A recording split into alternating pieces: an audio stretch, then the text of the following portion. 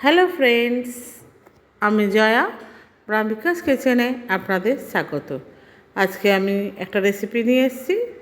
আপনারা ভিডিওটি শেষ পর্যন্ত দেখুন, প্লিজ কেউ স্কিপ করে দেখবেন না, এটা আমি অনুরোধ করছি। আর ভিডিওটা শেষ পর্যন্ত দেখার পর যদি ভালো লাগে তাহলে লাইক শেয়ার কমেন্টস করবেন। আমি এই রেসিপিটা বানানোর জন্য আমি দুটো ভোলা মাছ নিয়েছি, দেখুন বড় বড় সাইজের ভোলা মাছগুলো ভালো করে ধুয়ে নিচ্ছি। নিয়ে এবারে আমি এটাকে নুন আর হলুদ মাখিয়ে আমি 5 থেকে 7 মিনিট রেখে দেবো। নতুন বন্ধু যদি কেউ থেকে থাকেন আমার চ্যানেলে, তাহলে আমি অনুরোধ করব আমার চ্যানেলটাকে সাবস্ক্রাইব করে আমার পাশে থাকবেন। আর যারা অলরেডি আমার চ্যানেলটাকে সাবস্ক্রাইব করে রেখেছেন তাদেরকে অসংখ্য ধন্যবাদ। নতুন পুরনো উভয় বন্ধুদের আমার আন্তরিক ভালোবাসা। আর যারা ফেসবুক পেজ থেকে দেখছেন তাদেরকে আমি অনুরোধ করব আমার পেজটাকে ফলো করার জন্য। যাই হোক, আমার মাছটার নুন হলুদ মাখানো হয়ে গেছে। এবার আমি ওভেনে একটা কড়াই বসিয়ে দিচ্ছি। কড়াইতে আমি সাদা তেল দিয়ে দিলাম মাছটা ভাজার জন্য। আপনারা বন্ধুরা আপনাদের মতো তেলটা দিয়ে নেবেন, আমি আমার মতো করে দিয়ে নিচ্ছি। তেলটা যতক্ষণ গরম হচ্ছে ততক্ষণ পর্যন্ত আমি মশলাটা তৈরি করি, মশলার প্রিপারেশানটা করে রাখি। আমি তেল দেখুন কড়াইতে তেলটা গরম হয়ে গেছে। এবার আমি একটা একটা করে দুটো মাছই আমি একসাথে লাল করে ভেজে নেব। আমি বলছি নতুন বন্ধু যদি আমার চ্যানেলে থেকে থাকেন তাহলে আমার চ্যানেলটাকে সাবস্ক্রাইব করার অনুরোধ রইল বা রিকোয়েস্ট করছি। আর পাশে থাকা বেল আইকনটা অতি অবশ্যই প্রেস করে দেবেন, কারণ আমি যখন কোনো ভিডিও আপলোড করব সবার প্রথম আপনাদের কাছে পৌঁছায়। মাছটা যতক্ষণ ভাজা হচ্ছে ততক্ষণ আমি মশলাটা বানিয়ে নিই। এখানে রসুন আর আদা দিলাম, 4-5 কোয়া রসুন আর হাফ ইঞ্চের মতো আদা টুকরো করে নিয়েছি। আর দিয়ে দিচ্ছি কাঁচা লঙ্কা 2-3টে। ঝালটা আপনারা আপনাদের মতো করে দিয়ে নেবেন বন্ধুরা।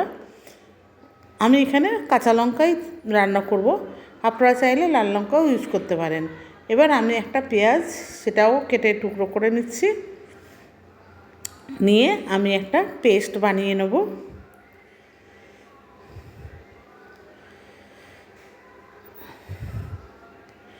পেস্টটা বানানো হয়ে গেছে। এবার এদিকে মাছটাও আমার এপিট ওপিট করে ভাজা হয়ে গেছে। মাছটা এবার একটা পাত্রে আমি তুলে নিচ্ছি। দিয়ে ওই একই তেলের মধ্যে আমি ভোলা মাছটা রান্না করব। ভোলা মাছের এই ঝাল আপনারা গরম ভাতে খাবেন, ভীষণ ভালো লাগে আর ভীষণ টেস্টি হয়। বন্ধুরা আপনাদেরকে আবার অনুরোধ করছি, আপনারা কেউ প্লিজ স্কিপ করে দেখবেন না। এবার আমি একটা পেঁয়াজ আগেই কুচিয়ে নিয়েছিলাম, নিয়ে রেখে দিয়েছি, সেই পেঁয়াজটা আমি এখানে দিয়ে দিলাম গরম তেলের মধ্যে। কারণ আপনাদের ছাড়া এই পথ চলা অসম্ভব, সুতরাং আপনারা প্লিজ কেউ স্কিপ করে দেখবেন না, আমার পাশে থাকুন এবং সঙ্গে থাকুন। ভালো করে পেঁয়াজটা একটু লাল করে ভেজে নিচ্ছি। আমি কিন্তু খুবই কম তেলে রান্না করছি, দেখুন আমি যেই তেলে মাছ ভেজেছিলাম সেই তেলেই আবার রান্না করছি,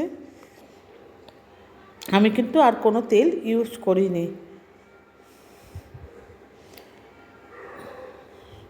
পেঁয়াজটা একটু লাল করে ভেজে নিচ্ছি। পেঁয়াজটা ভাজা হয়ে গেছে। এবার আমি এখানে আদা রসুন কাঁচা লঙ্কা আর পেঁয়াজ সেই বাটাটা এখানে দিয়ে দিলাম, মানে ওই পেস্টটা আমি এখানে দিয়ে দিলাম। দিয়ে এবার ভালো করে আমি কষিয়ে নেবো যাতে এর কাঁচা ভাবটা চলে যায়। দিয়ে দিলাম হাফ চামচের মতো হলুদ গুঁড়ো,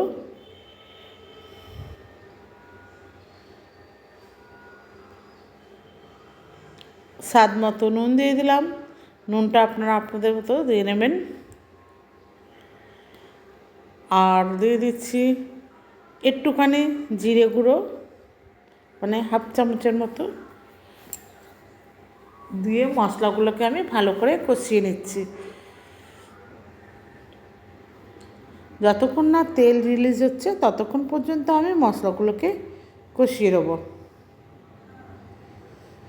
মশলা কষানো হয়ে গেছে কী করে বুঝবেন? যতক্ষণ দেখবেন কড়ার থেকে ছেড়ে যাচ্ছে, কড়াতে আর লাগবে না, লেগে থাকবে না, আর তেলটাও ছেড়ে দেবে, তখন মনে করুন মশলা কষানো হয়ে গেছে। আর মশলা থেকে একটা গন্ধ বেরোবে। মশলাটা কষানো হয়ে গেছে। এবার আমি এখানে পরিমাণ মতো জল দিচ্ছি। বন্ধুরা, আপনারা আপনাদের পরিমাণ মতো জল দেবেন। আপনাদের কাছে যদি টমেটো থাকে টমেটো পিউরিও দিতে পারেন। আমার কাছে সেদিন টমেটোটা ছিল না, তাই আমি টমেটোটা এখানে দিতে পারিনি। এবার আমি একটা ঢাকনা দিয়ে ঢেকে দিলাম। 2 মিনিট পর যখন গ্রেভিটা ফুটে উঠেছে, আমি এবারে ভেজে রাখা মাছগুলো এখানে দিয়ে দিলাম। দিয়ে আমি ঢেকে আরও 2 মিনিট রান্না করব। ঢেকে দিলাম। 2 মিনিট পর আমি আবার ঢাকনাটা খুলে দেখে নেব। দেখুন বন্ধুরা, কত সুন্দর হচ্ছে।